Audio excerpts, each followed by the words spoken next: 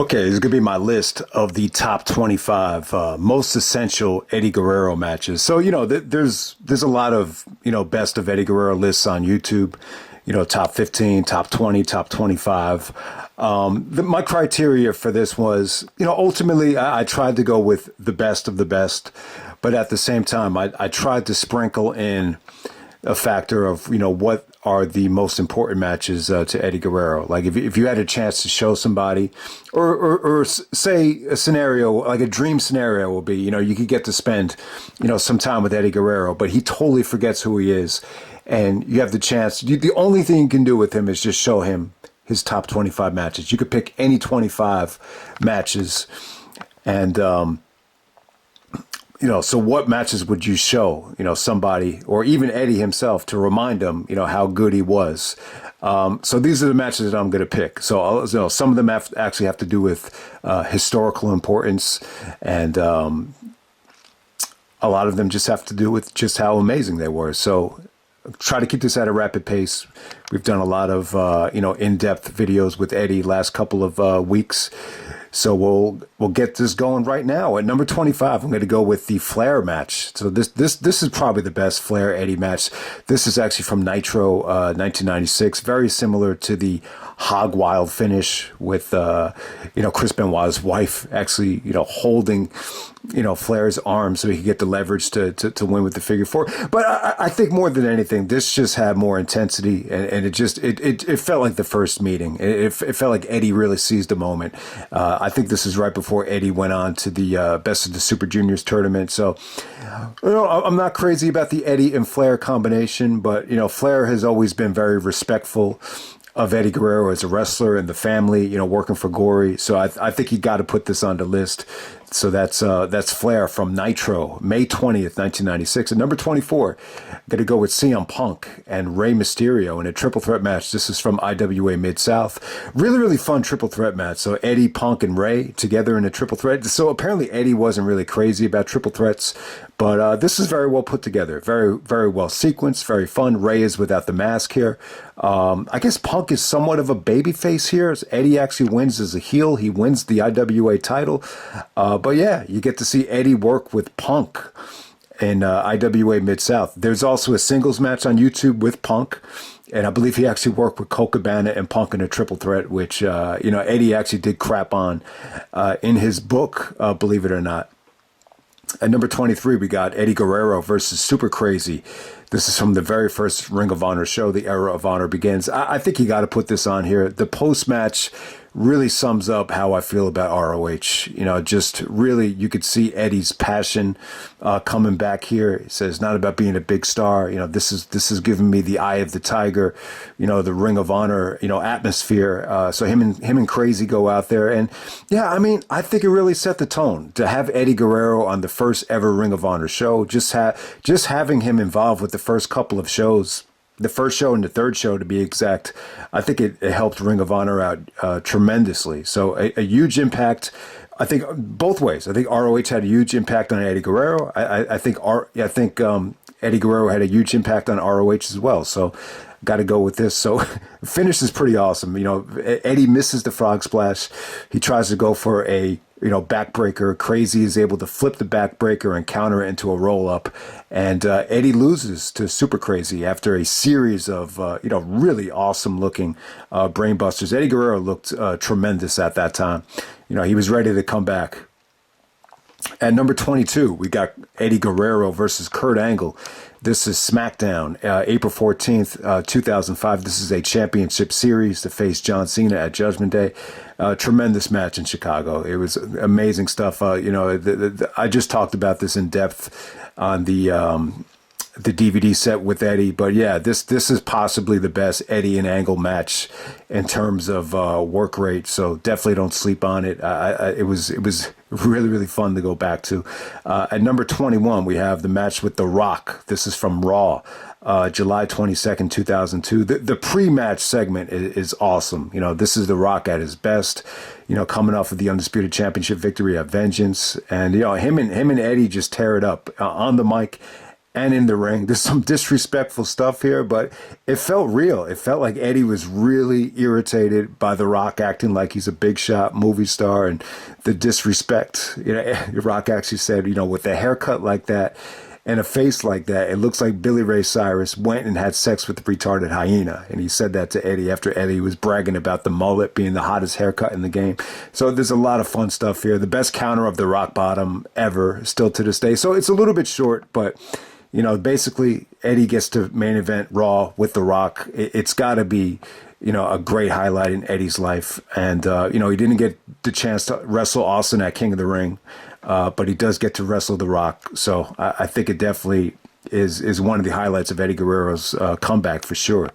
At number 20, I'm going to go with Eddie Guerrero versus John Cena. This is from El Paso, Texas, on SmackDown. So just like the thing with The Rock, you had an incredible opening segment with Cena, getting treated like a monster heel. And, the match ends in a DQ, but, Cena got a ton of heat. He gives Eddie the FU on a tire, and he's like, what now? What now? And a great performance from Cena. Eddie was probably more over than he ever was on this night in El Paso. So definitely check it out if you haven't yet. I think the parking lot brawl gets more love, and it's probably more of a fun, satisfying match than this. But I think this, obviously this has a better atmosphere, so I got to put it on the list. At number 19, we got Eddie Guerrero versus Shinjiro Otani. This is from Starrcade 1995, where they stole the show. So I got to put that on there. Number 18, I got Eddie Guerrero versus Rey Mysterio from SmackDown 2005. We're going back to June 23rd, 2005. Eddie is a legit, full-blown heel here. Really dictated the tempo. Really, Mysterio had a great comeback here. So, so Eddie pretty much dominates this match, but still, for all the strategy and all the strategic heel work, it's not enough. Mysterio still puts him away, and Cole was just like, God damn it, Eddie Guerrero cannot beat Rey Mysterio. So it was cool. I think this would be my favorite out of all their SmackDown matches. They've had some really good matches on SmackDown. There's just so many. But I think I'd have to go with that one as the best, television SmackDown match from Eddie and Rey. At number 17, we got Eddie Guerrero versus Low Key. This is from Queens in 2001. This is Eddie Guerrero's first match back after being fired by the WWE from the DUI. Yeah, so you heard tons of DUI chants in the match, but it didn't really affect the match for me. So this was in the Queens Lodge. This is where Ring of Honor had their anniversary show. Then they ran a couple of shows from Queens. There was a riot there at the first anniversary show as well. But at this time, I forget what promotion it was. I think it was called like Impact City something. But, it was definitely a New York-based indie promotion. At this time in 2001, Low Key was definitely the king of the indies, king of New York.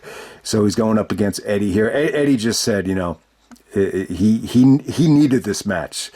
For him to have a match like this that was that athletic, where he's facing a guy over 10 years younger, that's that, stiff and athletic, like it was a huge confidence booster for him. So if you look at Eddie's physique here, it's more of the 2000 Eddie Guerrero physique than the comeback Eddie physique, where he just got in really, really good shape. But you could tell it was just a nice little matchup right here. Very athletic, very stiff, lots of high flying. Eddie misses the frog splash. I think he actually misses the Phoenix splash, but he's able to roll Eddie up to get the victory there. So a lot of people gave Eddie praise for putting Low Key over, but when you look back on it, it's kind of no surprise when you look at Low Key's reputation. All right, number 16, we got Eddie Guerrero versus Chris Jericho.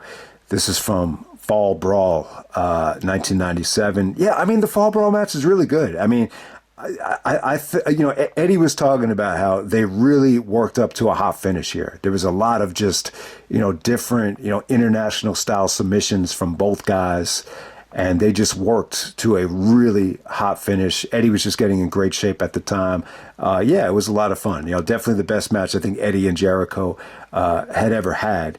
At number 15, we got Eddie Guerrero as Black Tiger Dose taking on the Pegasus Kid from New Japan 1996. So yeah, this is arguably one of the best.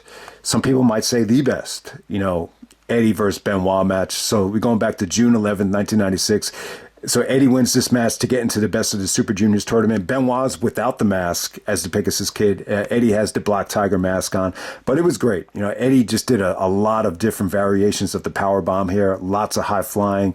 Takes advantage of Benoit missing the flying headbutt and is able to capitalize and get a victory. One of the few victories over, the almighty Chris Benoit. So there you go with that. At number 14, I got the Benoit match from Armageddon 2002, where they stole the show. Just a fabulous, technical, hard-fought match between Benoit and Eddie. If you watch the Eddie Guerrero story, a lot of the B-roll that they show when Benoit and Dean Malenko went up to Jim Ross and talked about, Eddie needs some help. They just show footage of Benoit and Eddie just hanging out after the Armageddon match. So that's pretty interesting. At number 13, we got Eddie Guerrero versus JBL.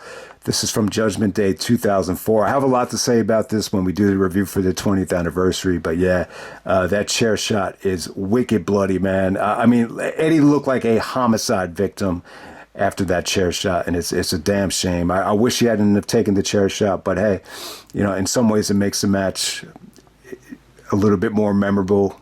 It helps the legacy of the match, but at what cost? You'll always say that to yourself. At number 12, we got Eddie Guerrero versus Dean Malenko. This is the first ECW match from the Hostile City Showdown. At number 11, we got Eddie Guerrero versus Kurt Angle from WrestleMania 20. I love the matchup right here. We'll definitely talk about this for the 20th anniversary a little bit more in depth. But, Eddie was a hell of an amateur wrestler. Like, he actually went to, I think, a college in New Mexico to actually, I think he was actually on the amateur wrestling team there. So Eddie has a very, very, great background, not just in pro wrestling, but amateur wrestling as well. And you could even, I think from what I remember, you could see it in the beginning of this match, some of the grappling and some of the takedowns. It's some of the best, amateur teasing I think Angle had ever done in the beginning of any of his matches. Obviously, the Benoit match would be at the top of the list, but, some of the great, grappling that Angle's ever done, a lot of it has to, was with Eddie as well. At number 10, we have Eddie Guerrero versus Rey Mysterio. This is SummerSlam 2005. The ladder match, custody of Dominic. I think when you see what Dominic has become, I think it elevates this match as more historical, more important. I mean, it was crazy. You actually had Vicky involved. You had Mysterio's wife involved. Dominic gets into the ring. Lots of drama. Is it their best match? Did it go perfectly? No, but it was pretty damn good, and most people would say it stole the show from SummerSlam, at least from a match quality standpoint. At number 9, we have the Survivor Series 2002 triple threat tag team elimination match where him and Chavo win the tag team titles at Madison Square Garden. So it's just a great moment for him and Chavo, because you got to remember they grew up, as kids playing and wrestling each other at their fathers or their ancestors' promotions growing up. So it's a cool story. So it timed out right, for Eddie and Chavo to win at Madison Square Garden in front. New York has always had a large Latino demographic, so it was definitely fitting for the occasion. At number 8, we have Eddie Guerrero versus Jushin Thunder Liger. This is the Best of the Super Juniors tournament finals in 1996. Yeah, it was pretty damn awesome. See, this is why I need to have New Japan. When I get New Japan World again, I got to go back to this, because I saw it on Daily Motion. It's not on YouTube. The quality on Daily Motion is pretty piss poor. But yeah, this was awesome. You could see some highlights on YouTube, and they're pretty damn good. So Eddie said that Liger is like his favorite opponent from Japan. It seems like his favorite opponents are Benoit and Liger. He said that the main reason he loves Benoit and Liger so much is that they wrestle for the match, that they don't wrestle for themselves. It was just a tremendous crowd here, too. Eddie actually wins. He actually wins the Best of the Super Juniors in 1996, believe it or not, while he's still pretty much working with WCW at the same time. So that's pretty cool. But yeah, I thought the match was pretty damn awesome from what I saw. But, the quality's not great. There's a lot of pausing, and it's a little bit, the picture quality is a little bit pixelated, but, it's better than nothing. So definitely check it out. At number 7, we got Eddie Guerrero versus Edge, SmackDown, September 26, 2002, no disqualification. We all know how good this was. But yeah, you almost forget that Eddie got a standing ovation here. It's in San Diego. So probably the first time that it hit you that Eddie could just be a monster baby face, just away from the Latino heat stuff with China. Did it make you realize like he could be a monster babyface without China? So, because Eddie prefers working as a heel, like he loves working as a heel. He said he hated working as a babyface. The only reason he did it is because the China stuff, was catching on. But he prefers working as a heel, as we know most people do actually, from what you understand. All right, number 6, we have the AAA match from the When Worlds Collide pay-per-view from 1994. We got Eddie Guerrero and Art Barr taking on Santo and Octagon, 2 out of 3 falls, mask versus hair. I thought it was really cool. I'm not crazy about the stipulation of having to win, pin both guys to win a fall, but it's pretty damn cool. I mean, it's just a huge match for Eddie Guerrero. It was an important match. It's really what kind of made him a superstar. It's really what, caught the attention of Heyman and Bischoff. So it's a very important match. And, Art, I want to say this about Art Barr as well. Obviously he stole the frog splash from Eddie Guerrero. He did the frog splash really, really well, but it was Art Barr's death that made Eddie, afraid to start taking painkillers because he died of an overdose. But, it wasn't until when Eddie had the car accident that the pain was just so bad that the fear just went away. So if you want to see, what started the demise of Eddie Guerrero, I think it was that car accident on New Year's Eve, 1998, where he was a little bit hungry, wanted to go get some eggs, and he fell asleep at the wheel after kind of overdosing on, sleeping pills. So there you go with that. But yeah, that When Worlds Collide match, I think it aged pretty good. I think the match is a lot of fun. It really is. At number 5, we have Eddie Guerrero versus Rob Van Dam, the very well documented Raw ladder match from May 27th, 2002. I still think it's arguably one of the best, main events to a Raw ever, especially with the aftermath. At number 4, we got Eddie Guerrero versus Chris Benoit from Vengeance, the finals of the United States Championship Tournament. So my brother said to me the other day, he said, that's when Eddie won the title. And I said, what are you talking about? I said, that's when he won the United States title. And he said, no. Like, no, that's what made him win the title, when he made that facial expression, that Jordan shrug, when Rhino came out and gored Benoit. He said that's what won him the title. Well, I think it played a role in it, but it just showed you the versatility, the multi-dimensional personality that Eddie Guerrero has, and you got to see it in that match as well. At number 3, we got Eddie Guerrero versus Dean Malenko, the ECW farewell, August 26th, 1995, 2 out of 3 falls. At number 2, we got Eddie Guerrero versus Brock Lesnar from No Way Out, 2004, where he wins the WWE Championship. And then at number 1, we got Eddie Guerrero versus Rey Mysterio, Halloween Havoc, 1997. I just think at this time, Eddie is just in such a rhythm. He looks like $1 million here. I mean, just everything he did here just looked amazing. This is a rare occasion where just everything clicks. Both guys are just in a tremendous groove, tremendous chemistry, tremendous rhythm. I just think that Halloween Havoc match, it's I don't know if it's ever going to be duplicated in terms of the execution and just the way it flowed, man. I mean, it's just one of those matches. It's almost like too good to be true. So that's my top 25 Eddie Guerrero matches. Hopefully it didn't come off too similar as to some of the other lists. I try to give you a mix of the best matches and the most historically important matches, for Eddie Guerrero. But yeah, rest in peace, Eddie. I know, sometimes, like, especially with Kobe, like, I find any sort of Kobe discussion or tribute very, very depressing. It's been 20 years since Eddie won the belt, which is a long time. And I never really went into a deep dive with anything Eddie Guerrero related. So, but for me, I think it was really fun. I think it was the right time to do it. I know not everybody's going to quite resonate with it. Maybe the best way of coping with Eddie not being here is just to, just to let it be and not, dig too deep. But I just felt like it was the right time to do it. But hey, let me know if you guys enjoyed, this video series. If you want me to do a format like this for any other wrestler, maybe it'd be definitely Flair. I think Flair would be a good one to do it for. Review the DVDs, and then when it's all said and done, narrow it down to a top 25 best of list. I think it was a lot of fun to do. The only other guy I really did it for was Samoa Joe, but if there's any other wrestler that you think is fitting, to do it for, maybe an AJ Styles, Shawn Michaels, Bret Hart, whatever, I'll definitely take, any suggestions or requests into consideration. So I hope you guys enjoyed the list, and I'm out. All right.